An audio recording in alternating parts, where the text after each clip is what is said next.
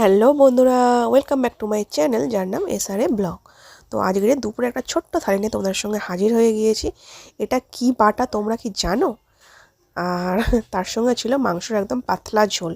ওটা কি বাটা আগে তোমরা বলো, জানি কেউ বলতে পারবে না।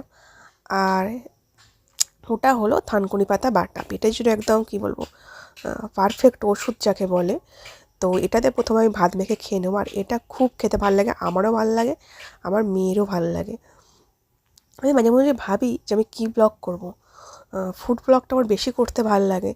আর এখন কোনো টাইমই হয় না যে অন্য কিছু ব্লগ শ্যুট করব। আর এই ফালতু রান্না বান্না কাজকর্ম হ্যানা ত্যানা আমার ব্লগ করতেও ইচ্ছা করে না। তো ভাবছি শুধু রান্নারই ব্লগ করব, যদি তোমরা সাপোর্ট করো তো, কারণ তোমরা সাপোর্ট একদম করো না। আর এটা নিলাম বিরিয়ানি। মেয়েকে আগের দিনকে শরীরটা একটু খারাপ, তো ভয়েসটা একদম ইগনোর করো।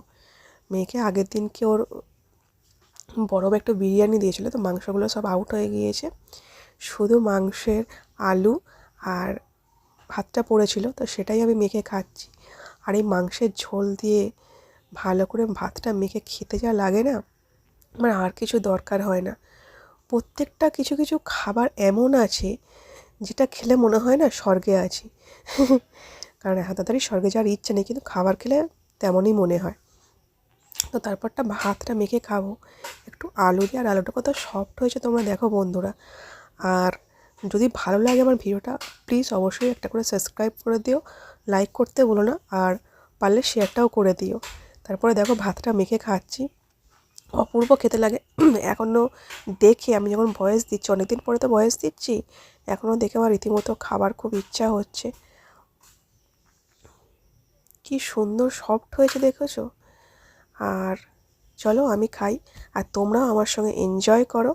আর ভালো লাগলে বারবার বলছি লাইক কমেন্ট শেয়ার করতে একদম ভুলো না। তো চলো আমি খেয়ে নিই, আবার একটা নতুন খাবার ভিডিও নিয়ে অবশ্যই আসবো, যদি তোমরা এটাকে পছন্দ করো তো।